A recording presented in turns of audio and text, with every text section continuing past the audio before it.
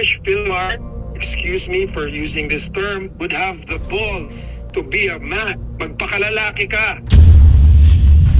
Ayusin mo ang problema mo sa asawa mo. Unahin mo yan. Tama ka dyan. Pero wag mong bastusin yung tao na tumumulong sa'yo sa lahat ng problema mo. Ikaw okay ka na, di ba? Paano si Pern na umiiyak? For me, sorry Andy, what was your intent with all of this? Because right now I'm believing, Andy, your intent was to destroy Pern and hurt Pern. I can sleep in the same bed with Pernilia and my wife would not doubt. I mean, to tell you the truth, I really think Pern, she should sue. People can bash me, I don't care. Hi, Derek. Ayan. O, ito na. Anyway, ayan. Syempre, Derek, pasensya ka na. Dahil alam ko naman kaibigan nyo si Pern. Oo. At, ha? Kilala ko rin si Andy. Kilala ko rin si Andy. Nakatapa ako na si Andy eh. Si Andy. Oo, kilala mo rin si Andy. So, anong pagkakakilala mo kay Pern? Bakit? Kasi kawawa si Pern ngayon, parang binabash ngayon, pero si Ellen at si Derek, pinagtatanggol siya. Natural, kasi nasa tama at sa mali kami. Okay, tahimik kami sa umpisa, at seeing now all the negativity, all the lies, all the threats, may mga threats, and seeing the slow destruction of our friend's life, na she's just hiding in her room with her boyfriend. She's happily in a relationship, ha? At alam ng boyfriend lahat. Alam ng boyfriend yung friendship ni Pern at ni Philmar. Let's get all the facts here kasi, again, this is not being biased. Nasa tama at nasa mali ako. Now, ano yung nasa mali ka, Derek? ang mali dito is irresponsible posting, acting on emotions without thinking, just jumping the gun. Sorry, Andy. I'm sorry. Hindi ako ano sa'yo, ha. This is, for me, you should have not have done that. Kung galit ka, inaiintindihan ko yun. Nasa kultura ng Pilipino yun. Mali na nagpatattoo sila together. Mali. She's a foreigner. She didn't do it with intent to hurt Andy. She didn't do it with the intent to steal, which is now the chismis, diba? Na inaagaw, pati ako nga. Sinasabihan ngayon, nadamay na kami ni Ellen, na pati ako, Ellen, mag-ingat ka, agawin si Derek. So doon, magsasalita talaga ako. Andy, mali ka. Babae ka, hindi kita awahin. May respeto talaga ako. Pero magsasalita ako. Kasi mali yun. Kung galit ka, magalit ka. May karapatan kang magalit. Harapin mo. Una, harapin mo. Asawa ba? Hindi ko alam kung they're married, engaged, or basta they're together. Engaged. Ang unang ayusin mo, yung partner mo. Yan si Philmar. Ayusin mo yun. Huwag mo ilagay sa publiko. Because you don't know. Like the action that you did without thinking. You didn't even consult a human being. You consulted ChatGPT. Right? And you post it with your influence, with your followers. That was very irresponsible of you. Very, very irresponsible of you, because you don't know how a post like that can really destroy somebody. Ang nakakainis pa dito, nag-comment na finally, nag-statement na finally itong si Philmar. And what does he say? Okay na kami. This should all have been handled in private. Sana okay na rin kayo. Hindi, di ako okay. Kasama ako dun sa kayo. Kasi yung kaibigan ko na kaibigan mo rin na matalik, sinaktan mo, hindi ka man lang mag-apologize, pero inaamin mo sa statement mo na mali nga, this should have all been handled in private. So why don't you have the decency and show some respect to Pernilia and clear her name? Pernilia feels bad about the tattoo thing and she reached out. She did. She reached out to apologize for that. But what is the chismis going around? What is the news na inagaw, na ganito? But then there's a follow-up by Andy saying that there was no cheating, it was betrayal. Fine, if you feel betrayed, again, may karapatan ka to feel that kasi may pinagsamahan din kayo ni Pern. Then handle it with Pernilia, face to face. Why did you do this? You hurt me. Agree ako dun sa kanya. But to post it and not say anything, and then now okay na kayo, may videos, may ano na, they're having dinner together as if nothing happened. Ano yun? Meanwhile, this poor lady is hiding, afraid for her life because she's getting threats, afraid for her family who live abroad. Like, what's going on? Now she's getting blamed for even the relationship of Filmar, his first relationship, where she has nothing to do with it. They lived in France. Kaibigan ka si Filmar, pumupunta ka kay Pernilia kapag may problema kayo ni Andy. And she is there with you, for you, open arms to listen to your problems. Multiple times. Hindi ko ilalabas kung ano yung mga problema. That's not my business. But you reach out to your best friend, your so-called best friend or sister. And then this is how you handle it. You just think a post saying, hey, okay na kami. Tayo ni Andy, of course. DC Byrne, she's not okay. She's crying her eyes out every day. Talaga? She's a very private person. Her mental health is so affected. She was a brave woman. She is a dear friend. She is close to me and Ellen. I can sleep in the same bed with Pernilia and my wife would not doubt. That's how close we are to her. So, tunay na kaibigan si Pernilia. And she proved that to Filmar. And even to Andy, by not even making patol, by going out and speaking the truth. But ako bilang isang kaibigan na nakikita ko yung kaibigan na nasisira na, umiiyak na, nababastos na, pati yung boyfriend nasasaktan na. Kasi yung boyfriend, tagat Siargao, all his relatives are there, he's even worried for them. To the point na iimbestigahan na kung ang status ni Pernilia, which she is legitimate, her papers are all straight. But imagine, for her to go through that, na i-investigate kung legit siya dito, legitimate ang stay niya dito. She's a permanent resident. She loves the Philippines. She has chosen the Philippines over her country. I cannot sit back here, and my wife and I spoke about it, and nadamay na rin kami. My children are going to see this. Her children are going to see this. It's irresponsible posting. Don't act on emotion. Think before you speak. Think before you act, because the repercussions can be so big. I'm not trying to cause a fight between me, my family, Andy, and Filmar. Nandun ulit ako sa tama at sa mali. Wish Filmar, excuse me for using this term, would have the balls to be a man. Magpakalalaki ka. Ayusin mo ang problema mo sa asawa mo. Unahin mo yan. Tama ka dyan. Pero wag mo bastusin yung tao na tumumulong sa'yo sa lahat ng problema mo. Ipagtanggol mo yung tao. Sabi mo, okay na kami. Di ayusin mo. Pakita mo na talaga na okay. Ikaw okay ka na. Diba? Paano si Perna umiiyak? Kasi puro na lang paninira, gigising siya, yan na lang na mababasa niya, hindi siya makalabas ng pamamahay niya. We live in a world of bashers. It's just like people love to bash, get the opportunity to bash. And pwede mo sabihin, if you're mentally strong like me, people can bash me, I don't care. But not everybody is like me. And for me to talk to her every day, and she's crying and crying and crying and crying and crying. Sinabi ko sa kanya, mali yung ginawa mo sa tattoo. Pero naiintindihan ko, it's a cultural difference because she's not from here. But she's willing to accept that and apologize for that because the intent, okay, mali ka, she's wrong, she says she's wrong, she understands that, but the intent was not to hurt Andy, the intent was not to steal her husband, her intent was not to betray Andy. Filmar runs to Pern, it's not Pern running to Filmar. Again, if they have problems in every relationship, we all have problems, even my wife and I have problems, but we don't post it out in public. And I wish, these you bashers, I wish you would take time to understand. You can really destroy someone.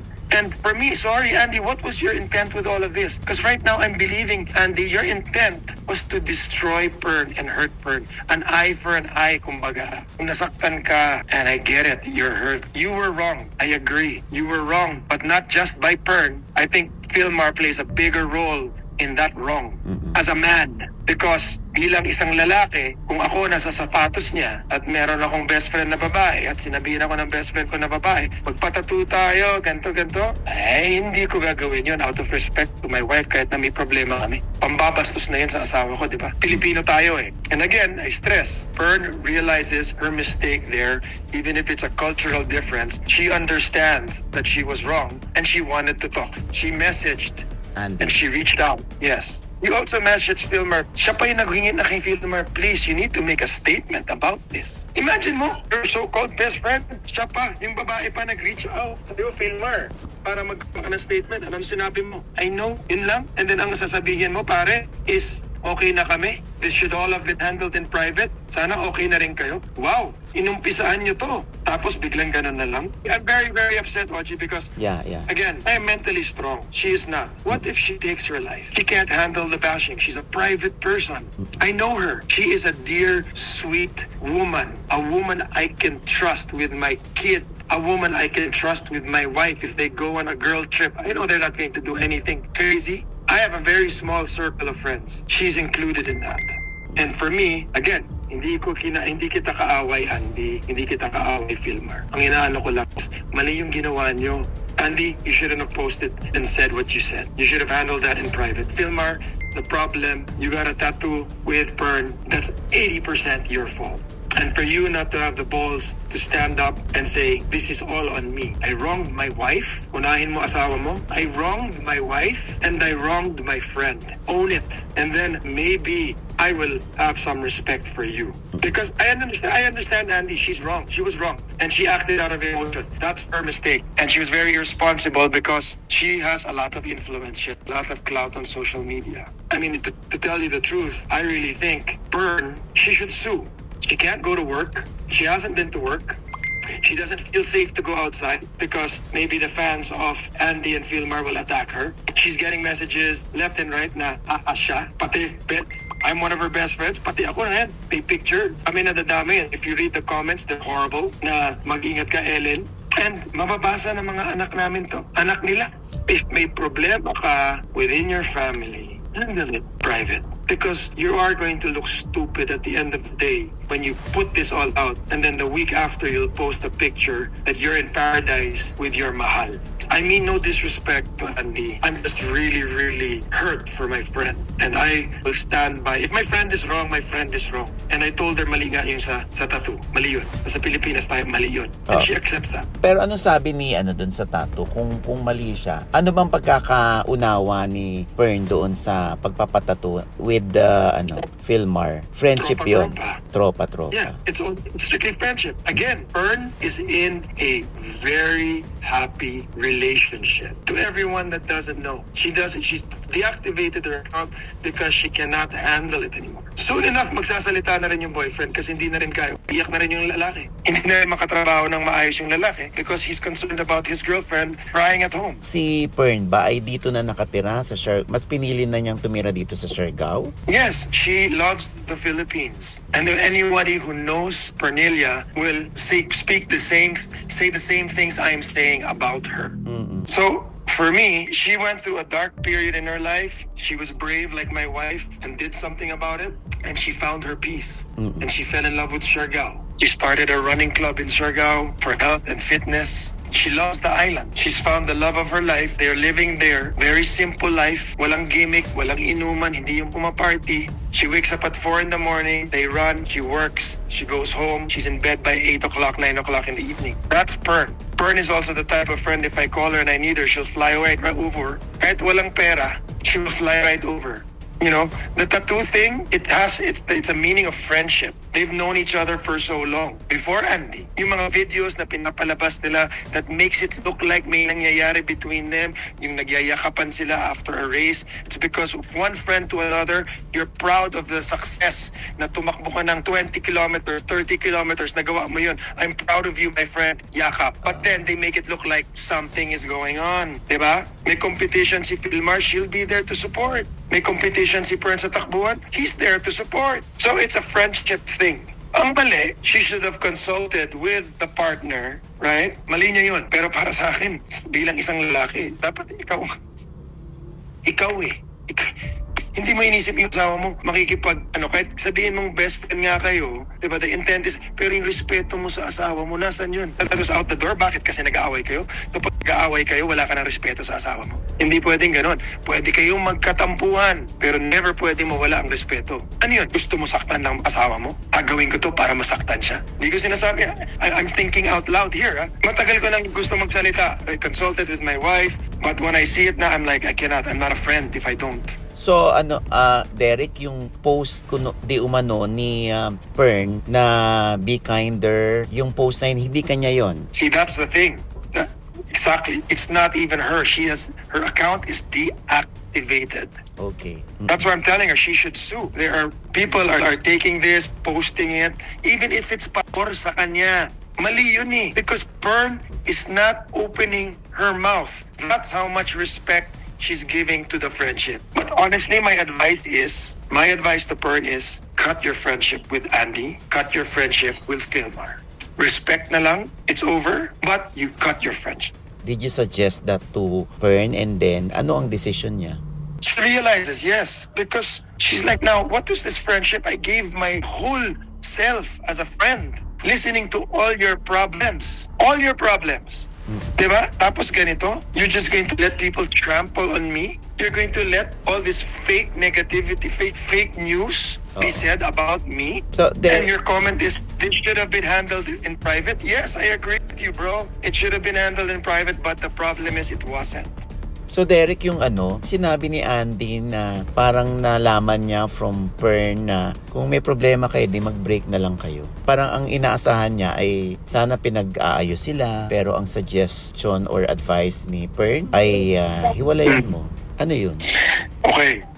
I do not know much about that situation, but let's put it this way. Kung ang lalaki, takbo ng takbo, kunyari ako, if I keep running to my best friend, guy or girl, and I keep telling my guy friend or my girlfriend, ayoko na, sobrang sama na, ayoko na, tapos na to, ayoko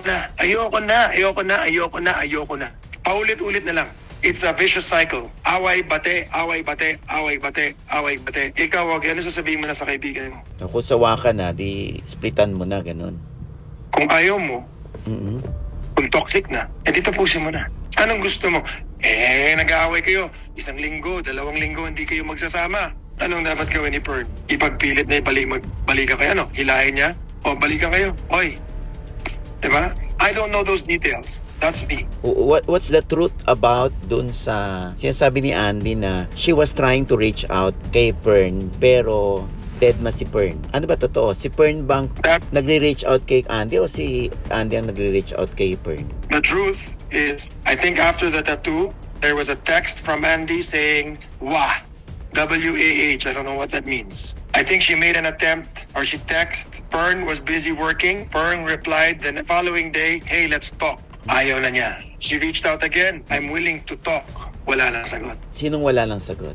Si Andy. Si Andy. Oh, so hindi totoong si Andy ang nagre-reach out? She reached out, but it wasn't a reach out na, hey, we need to talk, or hey, what the hell? She didn't mention anything, yes. Siargao is a small place. You want to talk to her, then why didn't you go to her house with your husband? Diba? Okay ha? May tattoo kayo? Okay. Nagpatattoo ka? Halika, mag-usap tayong tatlo. Or tawagin mo yung best friend mo. Ilmar, sabi mo, tawagin mo yung best friend mo. Papuntay mo dito. Mag-usap tayong tatlo. Na dapat pinag-uusapan, hindi na sino-social media. Yeah. And now look, because of irresponsible messaging, Andy is being bashed. Filmar is being bashed. Negative stuff is being said about them too. Which is, you want your kids to see that?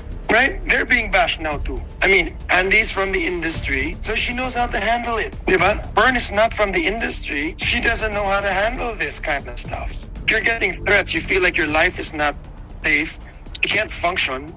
Naiintindihan ko yun kasi mabibigat ang mga binibitawang salita ng mga tao eh. Sabihin ahas? Bakit hindi na naging sila? Matagal na. Sinabi mismo, Andy, you said it yourself. There's no cheating involved. I'm always around when they're together.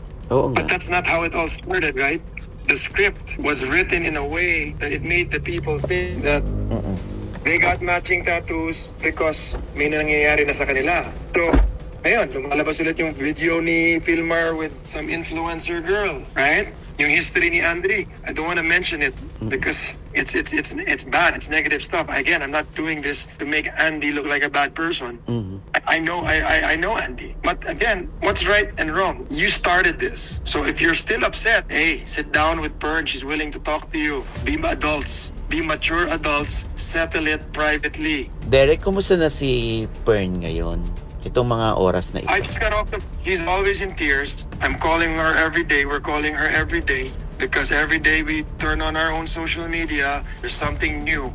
There's something nasty being said. I'm trying to make her think like me na who cares? We know naman the truth. But you have to understand that everybody's the same and she's not in the industry. She's not an actress, an actor. She's not an influencer. She's just a simple human being, and she is a great human being. She starts this run club where she doesn't even charge. Talaga. So, as a friend, and I hope, if Andy, you're angry at me, then so be it. I'm sorry. Philmar, kung galit ka sa akin, so be it. I'm sorry. But I think you would appreciate it if a friend of yours did the same for you. And that's what I'm doing for my friend Pernilia. I have 100% trust in this person. She's a wonderful human being. And the truth has to come. The truth needs to be said. And all these lies and hurtful things have to stop. The damage already has been done. But, it's there. It's never going to be erased. It's on the incidents in the internet. It's never going to be erased. But at least, as my duty as a friend, I have done, and I have put the truth out there for people to see. And your message to yung mga bashers ni, o yung hindi nakakakilala kay Pern na binash siya, ginatch siya. I mean, you know what? I'm not even going to say anything because these bashers don't waste your saliva, don't waste your time, don't waste your effort because they're born to bash. So I guess they're just not happy with their own lives, that they have to bring down other people. So to the bashers, I have nothing to say to you guys. But for those who are quick to assume, quick to judge, and we're all guilty of that, I hope this brings light. Because you can really, really destroy someone with just one little action. Acting on your emotion, putting something on social media can really destroy somebody. Thank you so much, Derek. Any more concerns? Any more message? Or baka to me, like really, my message here is hey man, Philmar, bro, magpakalalaki ka. Do what's right, man. You're losing a good friend. You've lost a good friend. That's your loss. But still, even with that said, do what's right, bro. Do what's right. Grow some balls. Sorry, you want to make me your kaaway? Di kita kaaway. Just grow some balls. Grow some balls. Thank you, Derek, ha. Salamat sa tiwala. At thank you for being a friend. A true friend. Hey, you know me, I don't like, I'm a very private person, even though I'm in the industry. You've always known I will only open my mouth when my cup is full. All the controversies I've been, you never hear me say anything. Thank you, ha, Derek. And siguro message ko lang, Pern, stay strong. The truth will always prevail.